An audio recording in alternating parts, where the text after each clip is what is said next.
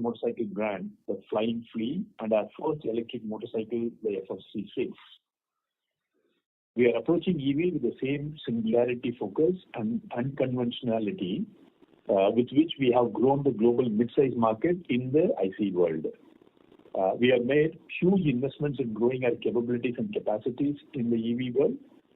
We have almost about 200 plus strong, competent EV team dedicatedly working for design engineering and dedicated commercial teams.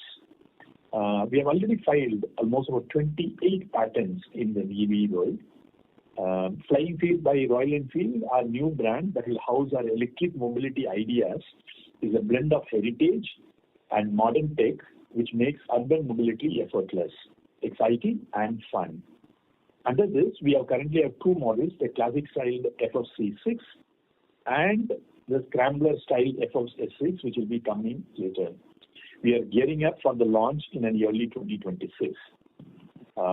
Strengthening our global footprint, a new CKD in Bangladesh and Brazil has been established. We expanded our international presence, strengthened our commitments by launching our first manufacturing and flagship showroom in Bangladesh. There was an incredible response from the riding community in Bangladesh, and that has surpassed our expectations, in fact. With the growing interest in the brand and as a reiteration of a resolute commitment to the market, we are happy to announce the establishment of our second CKD facility in Brazil starting January 2025. We continue to bring engaging rides and events for our community. We concluded the 13th edition of One Ride, which has witnessed a record participation of more than 41,000 riders from 66 countries.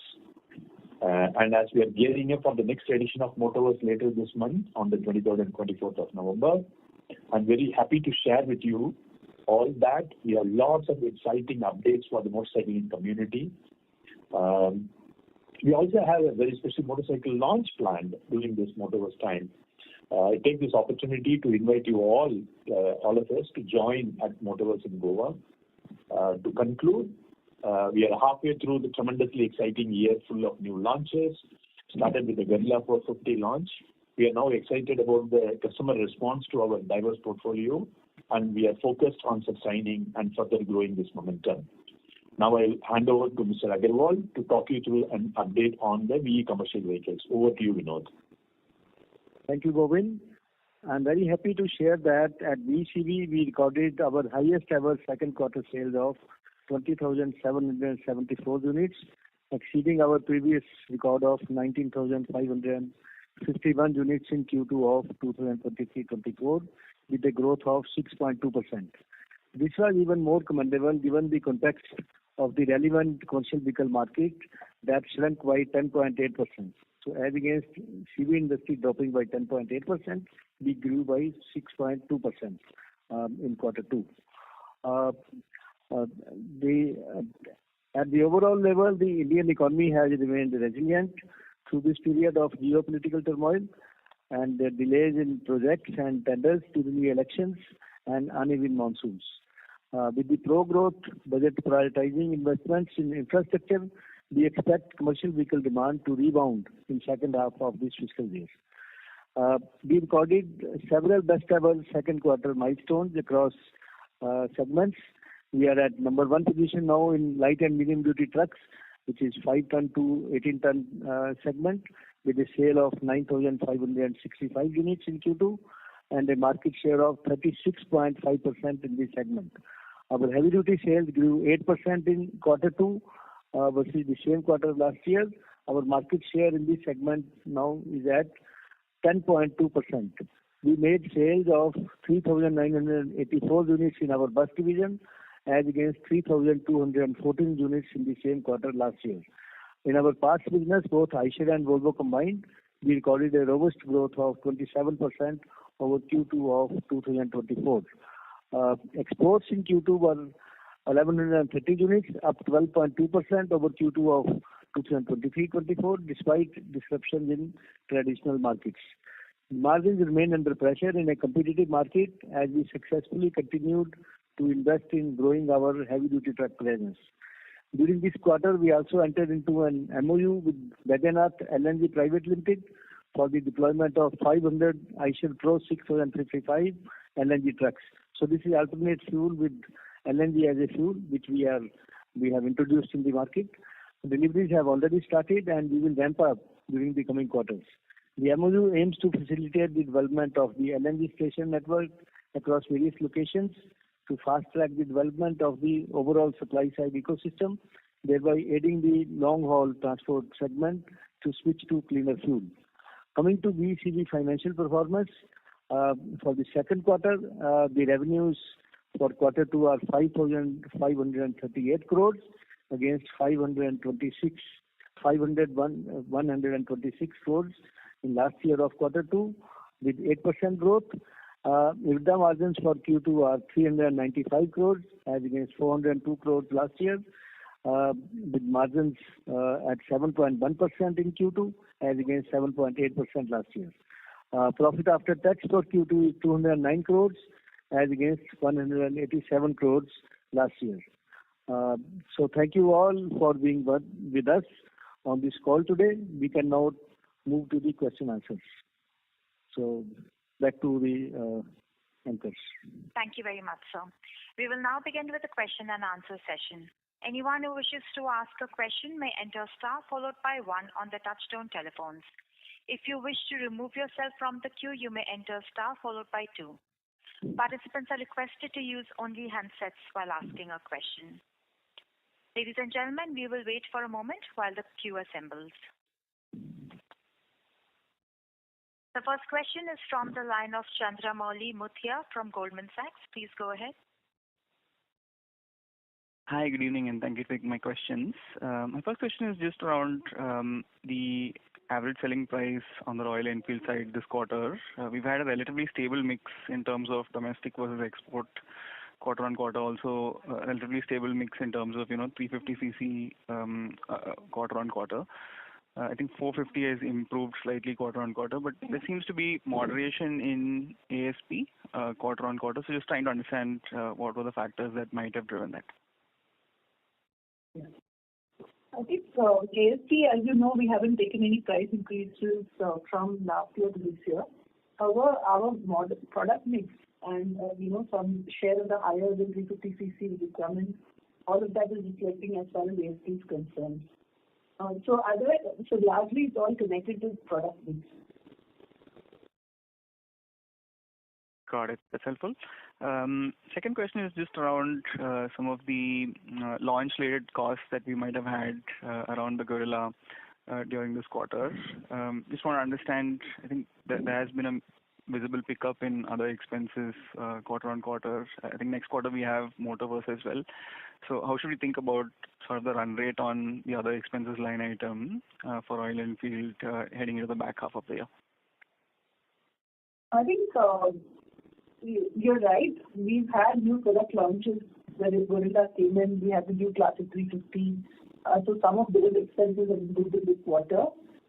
And next quarter we would be having some amount of festive season spending as well. Having said that, we've had about 12 crores, which is one-off expenses related to warehousing costs, which we built up as we move towards the festive quarter. Got it. That's helpful. And my last question is just around the monthly trajectory. I think for a long time, Royal Enfield has been between that 70 to 85,000 units per month sort of trajectory. Festive season this year, we were able to exceed sort of the 100,000 monthly trajectory. So I just want to understand the factors involved there. Was there some tailwind from ability to stock up ahead of the festive season on some of the new launches? And going forward into the back half of the year, how we think about channel inventory and potential monthly run rates? I think too many things which we really bundled it to go to the market. First is, let me talk about the product. We brought the new Classic with the fantastic new colorways with features getting added into that, like USB chargers, LED lamps and all those things, which has a very good response from the consumer. Second, in the heartland of bullet market, especially Punjab, Chandigarh, UP, Haryana areas, The Bullet sale was slightly coming down when we launched the Bullet with the J platform engine.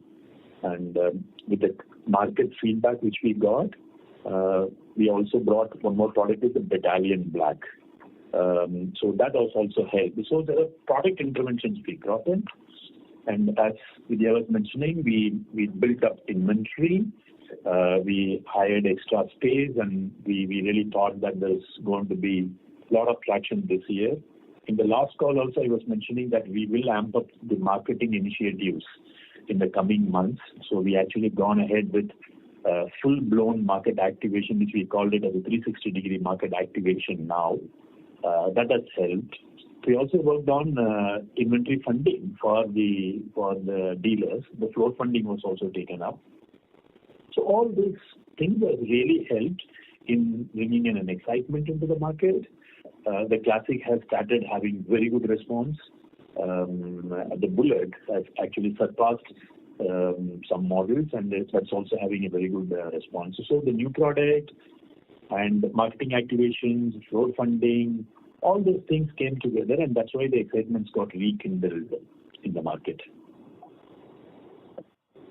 Got it. That's helpful. Thank you very much, and all the best. Thank you. Thank you. The next question is from the line of Kumar Rakesh from BNP. Please go ahead. Hi. Good evening. Thank you for taking my question. My first question was on your international business. Has there been any inventory build-up during the quarter? Because changes in inventory has gone up in your P&L. Changes in the inventory is predominantly on the domestic Right, yeah. On the domestic side. We have been always looking at not to build inventory. In the international markets, we are very cautious about it. We are not that sort of a company which we always stand up and say, we won't build inventory. You will see the wholesale retail difference also. Even in the domestic market, we are the lowest inventory build in the entire system. We never do that. The international market, the retail is picking up, and our growth also has been in a high single digit.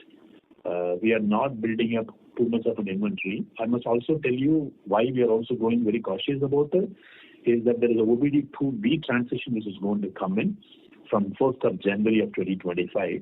So that also we have to keep that in mind when we are building that inventory. So it's not too much of an inventory in the international side. Yeah, it's just a little bit of launch inventory, which probably. Understood. Got it. My second question was on your accessories, merchandise, and spare part business. I understand that you don't give specific numbers, but directionally, can you give me a sense that has the mix changed from last quarter to this quarter for the better or worse? In terms of, I was saying more or less steady. Yeah, it's a steady business. We should understand one thing. I think I've explained earlier also. Our motorcycle accessories is directly proportional to the motorcycle sales, because most of 98% of the conversion takes place only when the motorcycles are being bought. It is not during the life cycle. So that goes along with that. More SKUs getting added, probably for motorcycles will keep going. Spare parts, we work on a fundamental principle, is that parts availability, even if it is a washer in the remotest corner, it should be available when it is required. So customer satisfaction is a driving point for us in the spare parts business. But incidentally, that business is also in a very stable run. So both spares and GMAs are in a good run. Apparel business, we took one more strategic review of the whole business, and we will see the growth which is bouncing back even in this. In fact, some of you would have seen, we also opened up an exclusive apparel store in Pune as a pilot, because we wanted to see the retail outlet, because people do want the brand is to be experienced. So we are also looking at an apparel retail strategy.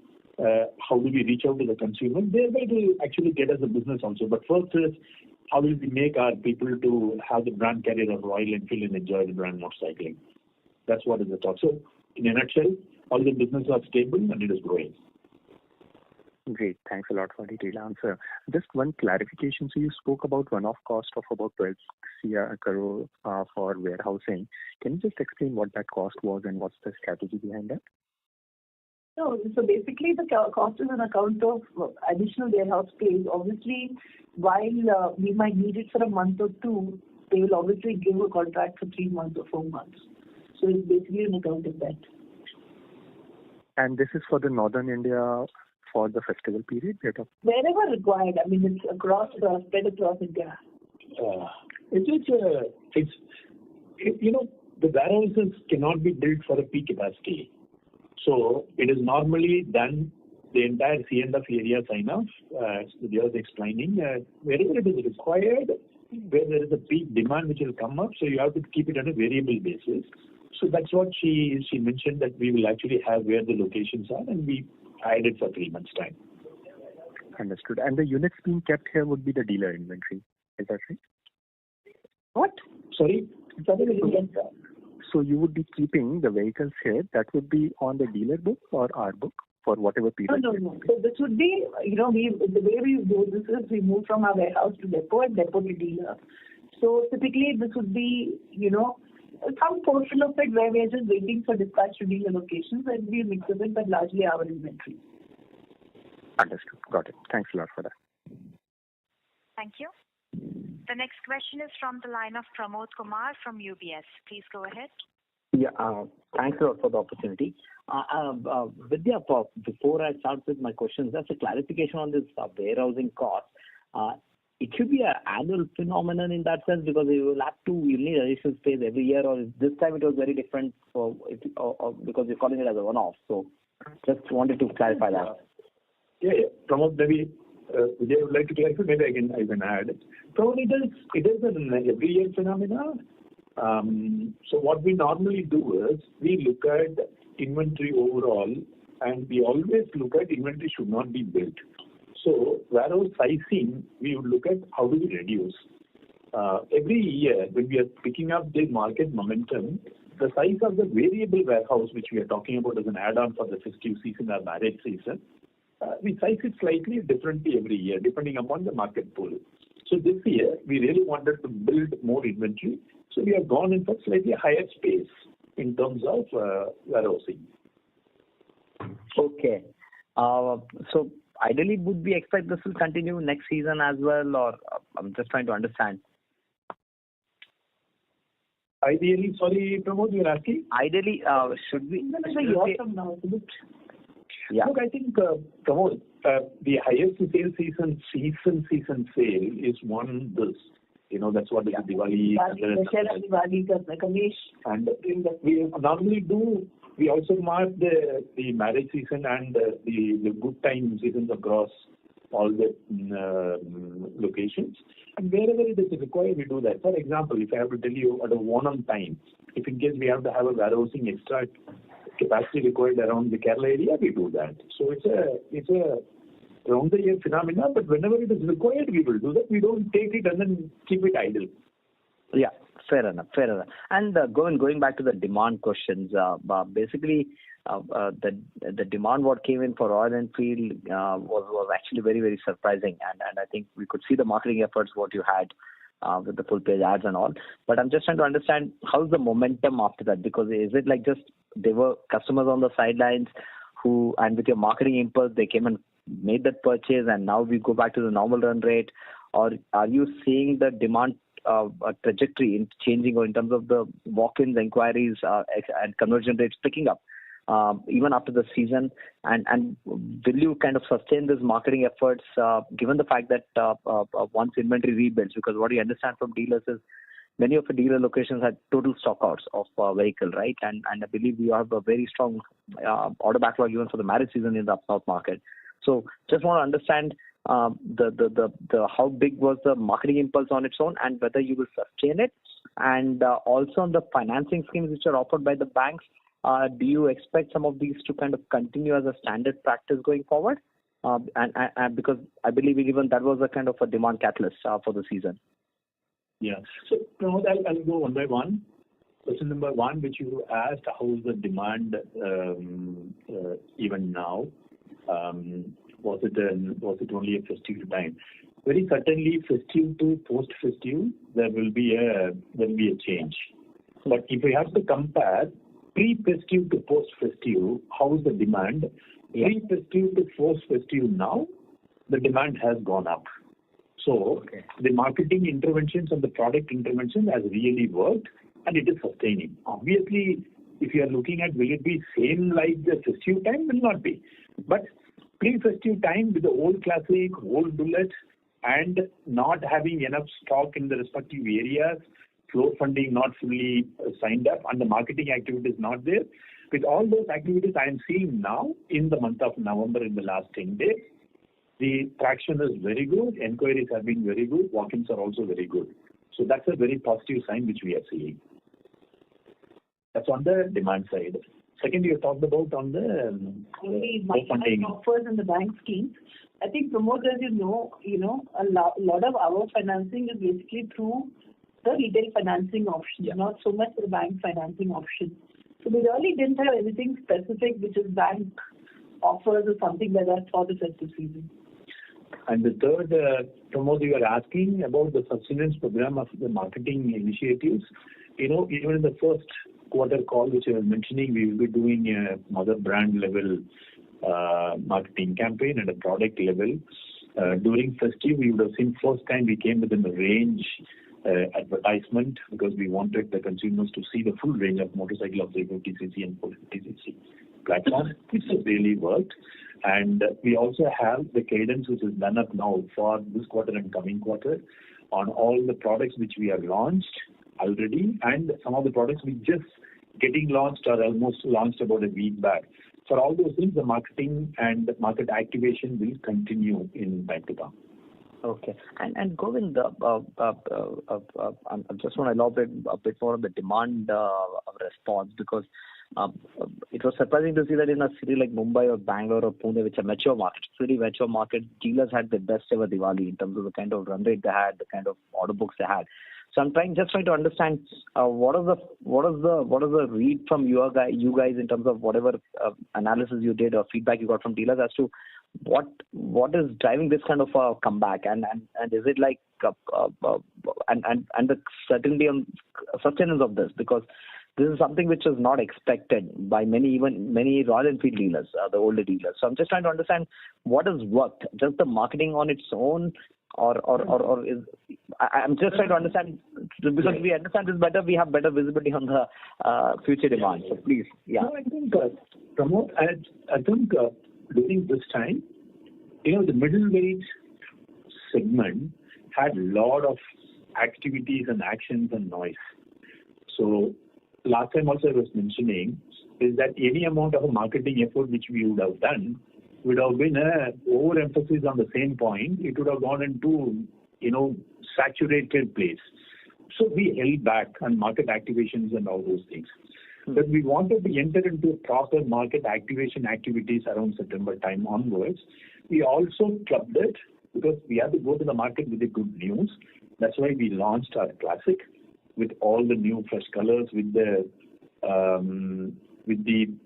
additional features added into the motorcycle in Classic.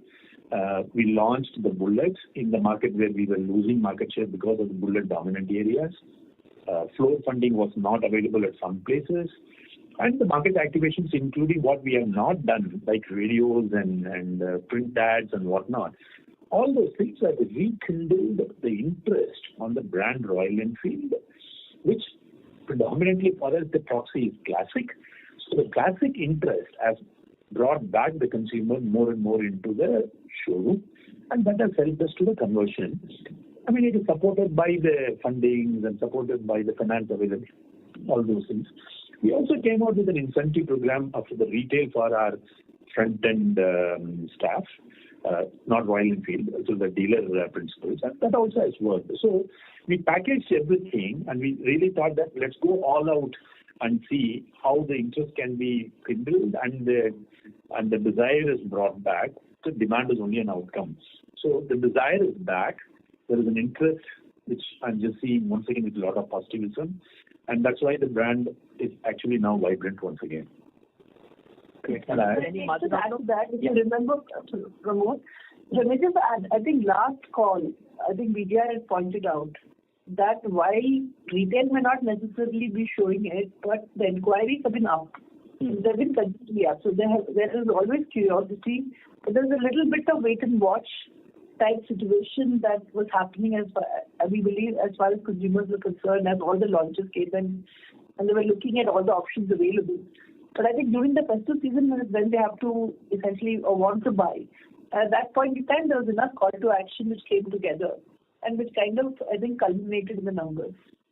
And Vidya, related to that, how do you see the margin outlook given the volumes are back, hopefully will continue? There's a bit of shift in mix, but exports will come back as well, and there's marketing efforts. So as a blend of all of that, how do you see the margin trajectory from here on? Because this quarter there's been a bit of a waiver on, there's been a stumble on margin, but yeah, not a big one. But yeah, if you can just help us understand how should one think about the volume versus profitability. I think there are 2-3 parameters to margin. Of course, I've heard plenty from all of you on how, absolute margin is what we should look at, and that's what we are looking at. Yeah. But I think the 2-3 parameters to that is from a product mix standpoint, we are seeing the international mix doing quite well, which would be helpful as far as margin is concerned. Commodity prices, we're not seeing any major pressures. What we are doing is that wherever we are doing specific interventions at a product level, we are not necessarily reflecting that in the margin. We are just making sure that we are passing on benefits to customers where we can, and I think that is also kind of showing up in some of the traction that we are getting with customers. So, I'm not, frankly, I'm not chasing percentage margin, but I'm absolute margin. We're happy, and the trajectory is quite okay. I think the key takeaway which has to be, as Vidya is mentioning, is growth is the focus. Yeah. And what we are looking at, as she was mentioning, is add value back to the product, to the consumer, and get the value proposition better more and more, and use all the levers which are available for getting the growth is what we are looking at. Scale, value engineering, anything which is required, we will continue to do that. And the commodity is not at the headwind, which is also helping us in keeping a decent margin also. Sounds great. Thanks a lot, guys. Thank you. Best of luck. Thank you. Thank you. Participants are requested, please limit your questions to 2 questions per participant. You may then return to the question queue. The next question is from the line of Amin Pirani from JP Morgan. Please go ahead. Yes, hi. Thanks for the opportunity. Actually, my first question is on VECV. We've seen a strong market share growth in the business, but margins have remained, a bit under pressure, especially in this quarter. It's down both YOY and quarter-on-quarter, whereas most of your peers are actually, showing improving margin. Now, obviously, every company has a different strategy, but how should we think about margins going forward, in this business? And what cost line items are impacting the margins here? Is it gross margin which is impacting it, or are there some fixed costs or other expenses which we are investing in, which are leading to this decline in margin despite the revenue growth? No, I think we are gearing up for a larger growth. If you look at first 6 months, the industry has dropped by 3.5 ton and above industry. It has dropped by around 2%. Yeah. Even though we have grown by 3.5%, and quarter 2, of course, our growth is much better than the industry, dropped by almost 10.2% or 10.3%, and we grew by 6.2%. So we are doing much better than the industry, but still, I think there is more leveraging that we are looking forward to. And we are very sure that the industry has more potential to grow, because the first half has not been so good for the industry because of government's low spending on capex and uneven monsoon and a few other factors. But the second half, we are very confident that the industry should do better. So therefore, I think there is no concern as far as the gross margins are concerned. But the expenditures, we have to leverage more, and I'm sure we should be able to do better. And we should also see that we are more of consistent performers on the margin, even when the industry had not been doing so well in past, during COVID period or otherwise. We were the only one who was making money. So therefore, that's right that the competition has improved margins in a better manner. But of course, we should also have better impact in the future period with more leverage. So that's what it should be. That's helpful, sir. And if I can maybe ask a follow-up, is there a broad target for margins that you can share with us? Like, are you looking at 8% as a level? Are you looking at double digit maybe going into next year? Any broad idea targets would be helpful. No, we don't give any targets on the margins. But of course, fundamentally, the margins have to be better. So there's no doubt on that. Okay. Understood.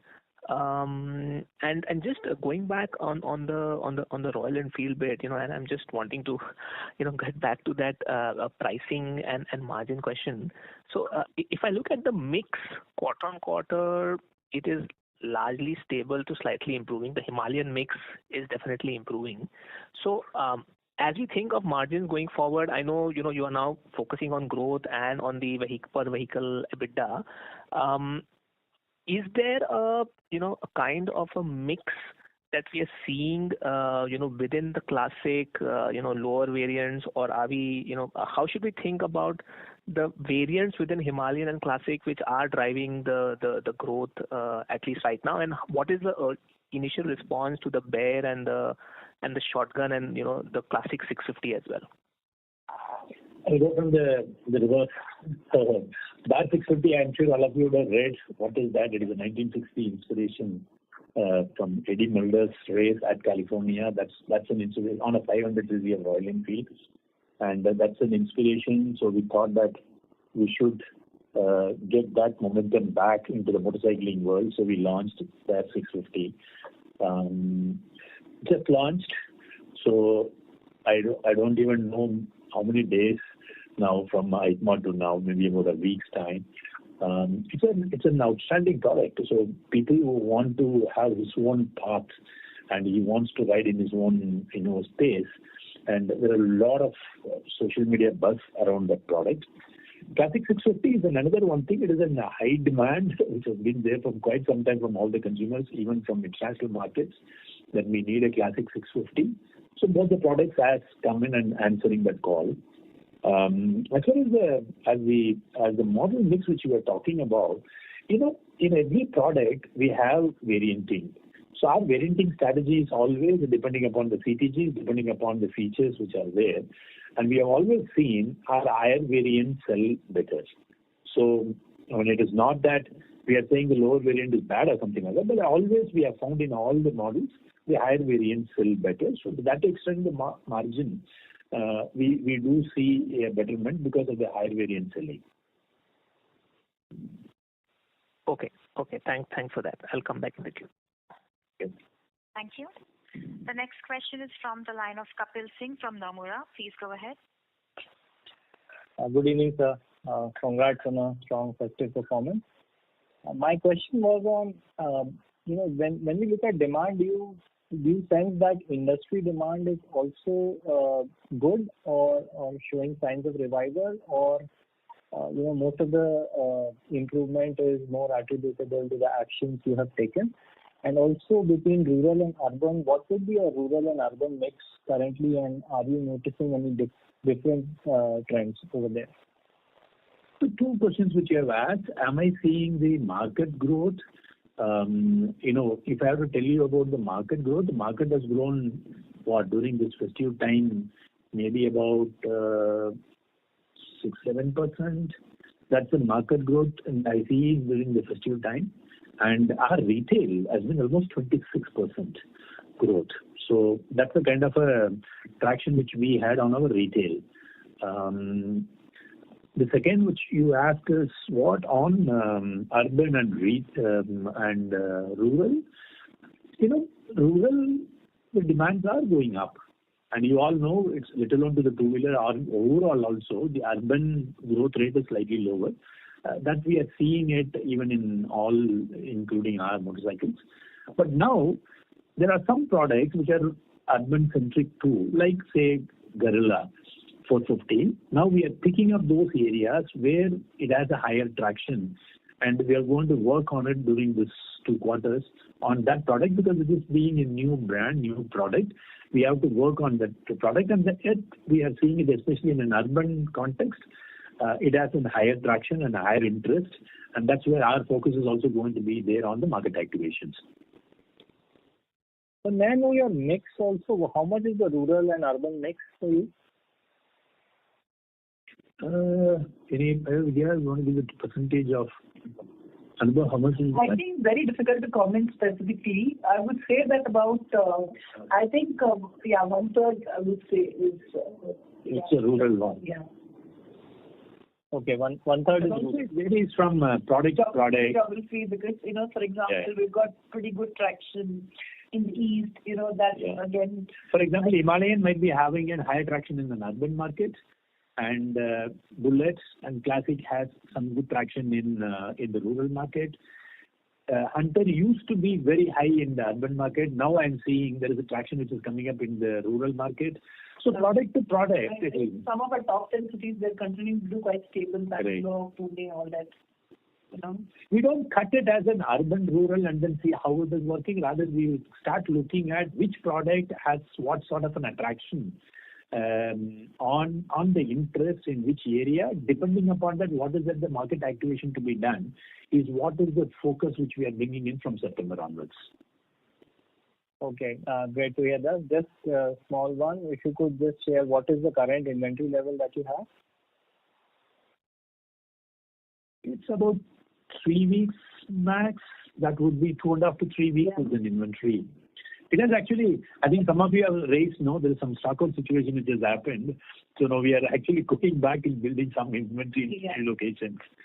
So because our retail during the festive season has been very, very good. We are positively surprised, to be honest. And that has really made us to do an MRP run at a faster pace, which we did it slightly ahead during this time and seeing the momentum of retail which was taking place. Now the production is getting amped up and inventory build will take place at a faster pace where it is required. Having said, we are not a company, we will build excess inventory. We have what is called as a replenishment model. What is taken out has to be replenished. So now wherever it is below the replenishment norm level, that's where the focus is there to build back that the norm quantity. Okay, great. Thank you very much and best wishes. Thank you. The next question is from the line of Binay from Morgan Stanley. Please go ahead. Hi team, thanks for the opportunity. My first question is few things that we talked about on the Royal Enfield side, market intervention, some support for retail staff. Are these costs already reflected in Q2 or they'll come more in Q3 because Q3 is the more retail heavy quarter? I think it is mostly logged into Q2. Some amount will flow into Q3 too. Because some of for example, the incentive payout has to be calculated only after the incentive is completely the retail is squared off and the reconciliation is done. So probably some payment will go in this. And some area which we have closed the entire billing on the 30th or something like that, few area which we have already closed. So some amount may flow into the Q3. Right. And the second is more an observation. It does seem that the companies, and I think it's the right strategy, is pivoting a little bit away from margin to growth. Because when we look at some of the margin drivers, which is increasing export, rising 350cc share, on a YOY basis, we've seen them move up quite sharply. But yet the EBITDA per unit is flat. So is it a fair that now you guys are in a way focusing more on absolute volume growth and that's why these initiatives have come in than just targeting something on margin? Bang on. We are on an absolute growth and absolute EBITDA value, not on the percentages. Yeah. No. I think that's the right strategy to sort of make the brand more affordable, accessible. Thanks, team. Our best wishes for the future. Thank you. Thank you. The next question is from the line of Jinesh Gandhi from Ambit Capital. Please go ahead.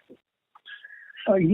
My question pertains to this marketing step up which we have done during the second quarter and beyond. Any sense on what would be the impact of that in our second quarter performance and how should we see sustenance of that? So marketing activations are two. One is about the launch. During a launch, what happens is you create an interest, so there will always be a spike on the general inquiries. The second is about the sustenance. So what do I sustain over the period of time? Thereby, the call to action is becoming better. So the funnel is becoming better. The conversion is becoming better. September was a step-up time. That's what even in the last quarter, I was just telling that we will step up the marketing activities in next quarter. And we bundled it everything during the festive, which has really worked. What does it mean? Any desirability is created. It's not an overnight phenomenon. So the actual top to box of their brand recall is becoming better, and the consideration is becoming better. And now I'm going to actually support it with the sustenance activity, more product level. That's how I'm seeing even in the first 10 days of November, pre-festive time to now, I'm seeing a good growth. So that's the positivism I'm saying for the kind of an activity which we have done, and it will be supported with the sustenance activities to time to come. Okay. And the sustenance of growth post-festive, would it be also attributable to the marriage season, which is expected to be fairly large in November this time? Is marriage season a big catalyst for growth, retail demand for Royal Enfield as well? We know it's a very large contributor to commuting segment, but for Royal Enfield, is that a very large, does it lead to spike in demand? Yeah. Motorcyclists also get married, doesn't it? So it's not that we are married to only motorcycles. Yeah, fair point. And lastly, with respect to, there is stability in mix, both in domestic product mix and export contribution as well. But we have seen decline in ASPs and gross margins. So what are we missing here?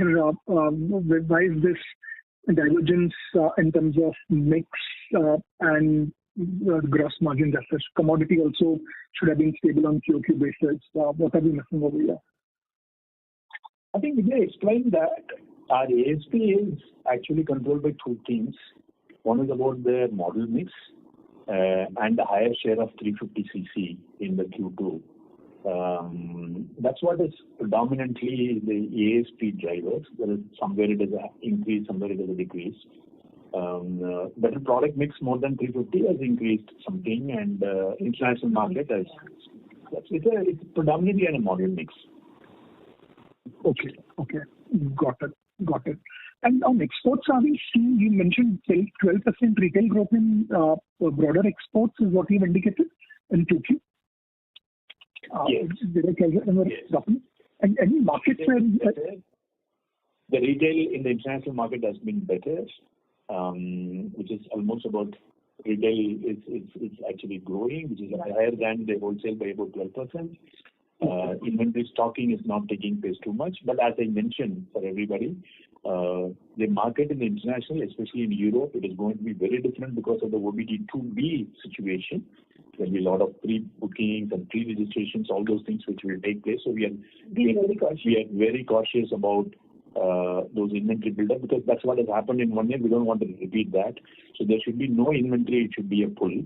The way we are looking at a market activation in India, even in the international market level, product level, the mix which we are trying to do, and then see what sort of a marketing initiative which has to happen, and we are picking up one by one. EICMA is a starting point every year which takes place. Now we have some areas there won't be any riding season, so we will slightly lower it. Some area where it is a lot of international trade shows which will continue, there we are going to have our setup in a bigger way. For example, in EICMA this year, we have actually taken almost about 7,500 square feet area, because we really felt that it's an important marketing activity for us as a brand, and it has got accepted very well. In the month of November, we have a big Thailand show which is coming up. That's an important thing for us. So like that, country-wise, we are picking up and then start working on the market activations, even for the international markets. Got it. Great. Thanks and all the best. Thank you. Thank you. The next question is from the line of Arvind Sharma from Citi. Please go ahead. Yeah, hi, good evening, sir, and thank you for taking my question. Just one clarification on the inventory part, why you did say the current inventory. Is it possible to share the inventory going into the festive season, say September end, versus where are we now? You want the exact number? I can tell you. No. I can tell you. If you could, that would be But I must tell you, Obviously, we built up before the festive season, and now we are down to 2-3 weeks worth of delay inventory. So we have to liquidated quite a bit. We have to accept that. I think if I remember right, Pramod was raising. There is a stockout situation in some of the dealer point, which we are filling the inventory back. So that's an inventory situation. We have drastically reduced the inventory. But having said that, even when we went up to the festive season, we didn't do too much of an inventory build-up. I think at max, our wholesale to retail inventory, was very limited. So, I think we did what was right, and we kind of maxed out our inventory completely. If the question is to figure out if the inventory is so low, will the wholesale be like that, and how is that and all? I mean, I can tell you very straight, because December is coming, because OBD2B is going to come. So we have to be very cautious about inventory. We will not actually build inventory anticipating anything. And now that our system, which we explained to you even in the third quarter last year about the replenishment model, the replenishment model has also taken routes. And now it will be actually on a replenishment basis, so that we will hold the inventory and the dealer will pull the inventory whenever it is required within almost about 48 to 72 hours. That's a SLA which we are signing with all of them. So 48 is what we are driving for more and more.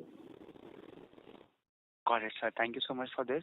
And I think this thing has been referred to in the previous part of discussion as well. But if you see the other expenses on a quarter-on-quarter basis, they have gone up. You said part of it is for the warehousing. But going forward, taking into consideration the various programs this quarter, including the motorverse, how much of this increase on a quarter-on-quarter basis is something that will sustain?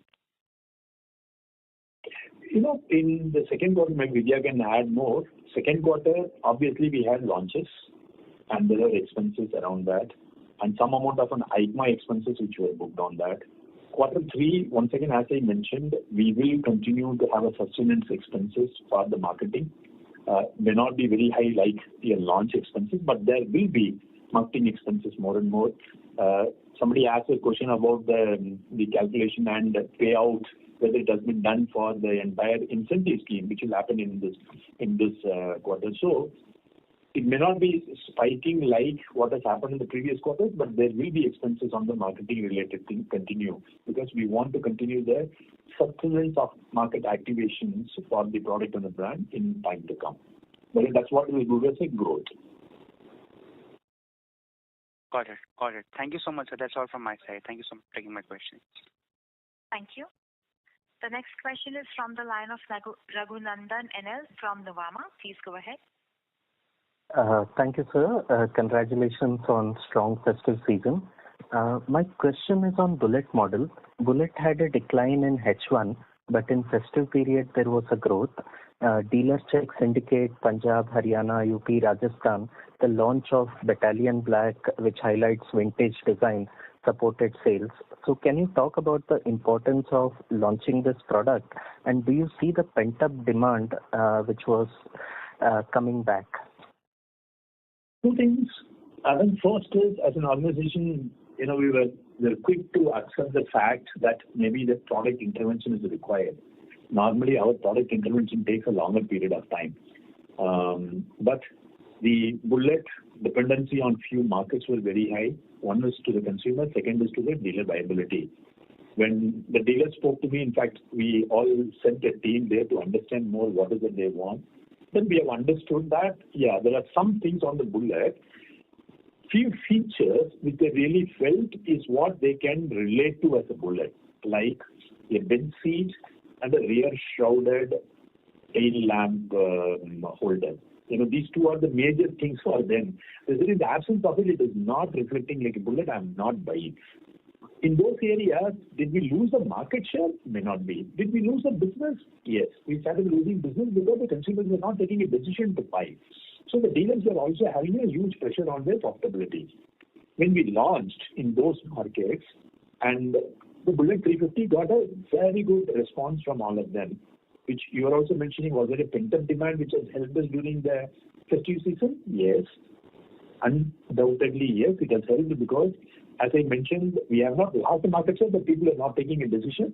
those people took a decision during the festive season and the availability of bullet. But in the month of November, which is hardly about 8-10 days, in this time also, the inquiry of the bullet in those markets are continued to be positive. So it does mean the product got accepted. The peak would have been because of the pent-up, but now earlier to the bullet decline, now the decline will not be there, the decline is arrested. Let me put it like that. With the introduction of the Battalion Black. And dealers indicate they hardly have 1 week of inventory here. So fair to assume that going forward with the Battalion Black plus low inventory, outlook seems to be good. Yes, that's why I said we ran the MRP. Normally we do it around 25th to 26th. So this time around 20th, 21st, we found that the traction has been very good. So we started running it. So we also started working with the vendor base and our plant to build up that production numbers higher, and the team is working on it to build the minimum norm quantity of the inventory in all the locations, and we are on top of it. Thank you, sir. My second question was on the financing ratio. Has there been any increase in that? And financing schemes like 5.99% interest rate, would the cost of the scheme be borne by the financiers? Finance penetration is somewhere around 61.5 to 62%. I'm right? Yeah, around 60% is the finance penetration. What is the second question? You are asking whether we don't bear any costs. Yeah, that was the clarification. So it is borne by the financiers. Yeah, we don't subvent, we don't do all those things. We don't bear any expenses. Got it, sir. Thank you very much and wishing you all the best. Thank you. The next question is from the line of Priya Ranjan from HDFC AMC. Please go ahead. Thank you. Just a couple of questions. One is on international side. So we are seeing some kind of pickup, and some of the geographies you have been doing exceptionally well, particularly the Latin America, etc. And you have entered probably Turkey last year sometime, I think, early this year probably. And the Mexico, I think these two are very large two-wheeler markets. So if you can throw some light on the ramp-up potential in these markets, and these are since large two-wheeler markets. So can we see the new peak in export market very quickly, or it will take some time? I mean, it will grow out on its own pace. And secondly, on the dividend policy, now we have a substantial chunk of the cash pile up, and every year we are probably throwing up more than, say, 5,000 crore plus in terms of broadly in free cash flow, etc. So can we expect better dividend policy going forward? So maybe you can go from the dividend policy India can add, then I'll come to the outside India market. I think our board has been very, receptive to,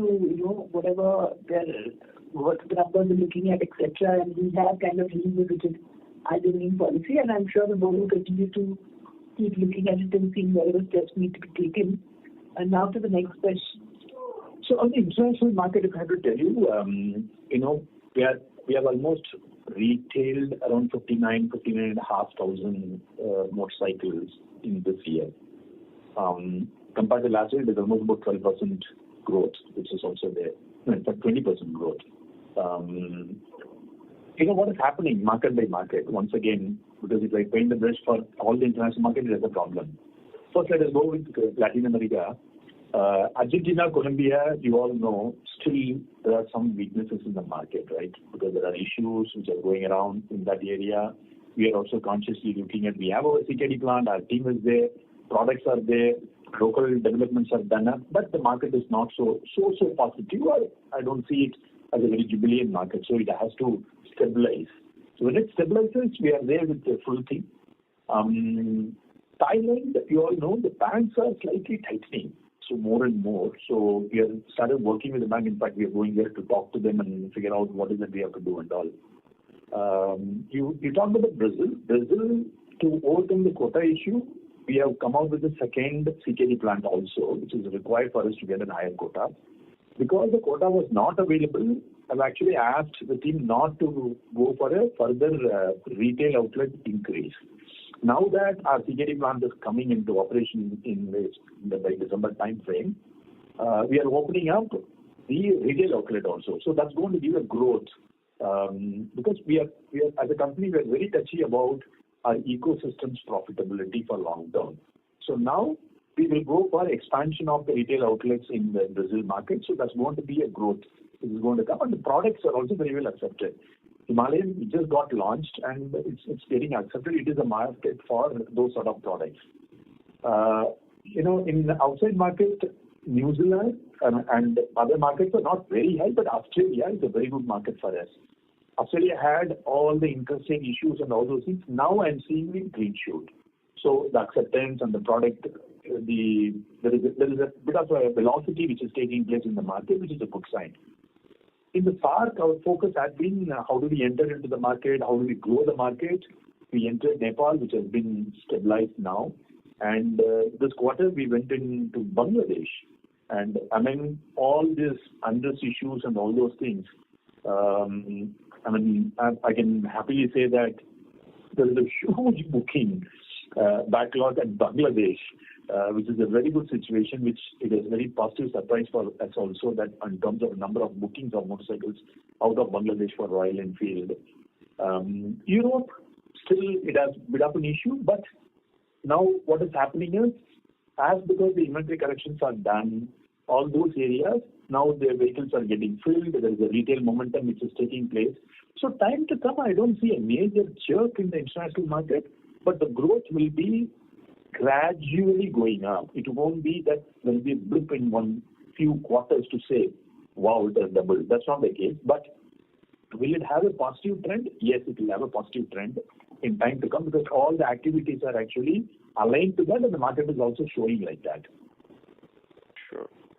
And just specific on Mexico and Turkey, because these are two large two-wheeler market where I think the potential you have also entered. So do you think those markets can become much bigger than probably the Brazil itself is right now, or do you? Absolutely. You're absolutely right. Mexico, we have been managing it from our North America subsidiary, and now what we are looking at is looking at the growth pattern in Mexico and the potential which is there in Mexico. Now we are moving a team exclusively to focus on Mexico market. It's just a few months back activity in that particular market. You will see the results which are coming out of it in time to come. Sure. And just on the Gorilla, I mean it looks like a more of international product also. I mean apart from the upmarket, I mean the bigger city product in India. So in now we have a number of the nameplates in various motorcycle segments. So and the customer is very, very different. I mean the classic customer is very different. And classic customer is very different than the Bullet customer, and the Gorilla customer will be very different. Similarly, the Himalayan customer will be very, very different. So how do we trying to tackle the marketing? Because I mean now you have a plethora of product. The moment anybody enters your showroom, you have around 10 to 12 nameplates, or maybe 9 to 10 at this point of time. But eventually it will keep growing. So how do you want to tackle the marketing of different segment, different sub-segment of consumers? So I think it's a lengthier point, to be honest. Maybe we can have a chat when we meet up also, but for everybody's understanding, because you asked specifically about Guerrilla. Guerrilla is a roadster on a 450cc Sherpa engine platform. And this is, we said, a real roadster without any flashy frills and not very plastics. And it should look like a good bike to ride. And those who want a motorcycle with a bit more power, a bit more speed, and a different kind of an authority to ride this. So we brought in this, and the consumers who are actually are looking at are not the classic consumers.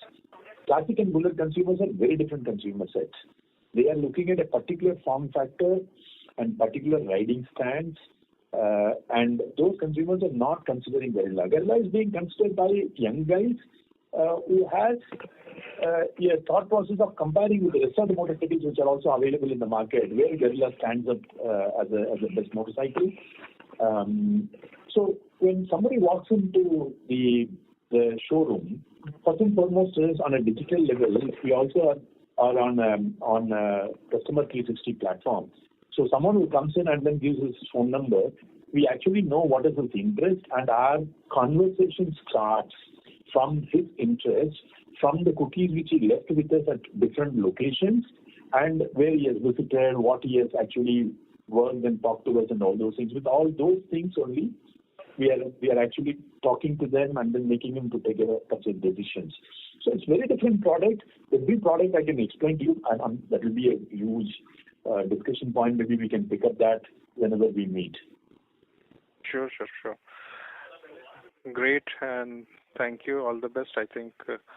Just lastly, just to try to squeeze one. So now we are probably closing close to 1 million odd sales annually. I think our annual capacity is 1.2. So when can we see the next review of the annual capacity? Every year during the budget cycle, I'm sure Vidya will be asking how much money you guys want to enhance capacity, which she'll also say, don't put too much of money into the productivity. So that's a continuous discussion which happens in the company. The coming year also it will happen. But as I mentioned, it is about 1.2 build capacity in most of the areas. Some areas we have gone up to 1.4 also. So it is possible for us to enhance that capacity with a short notice with an investment. Sure. Thank you. All the best. Thank you. Thank you very much. Person. Ladies and gentlemen, that was the last question. I now hand the conference over to the management for closing comments. Over to you, Manoj.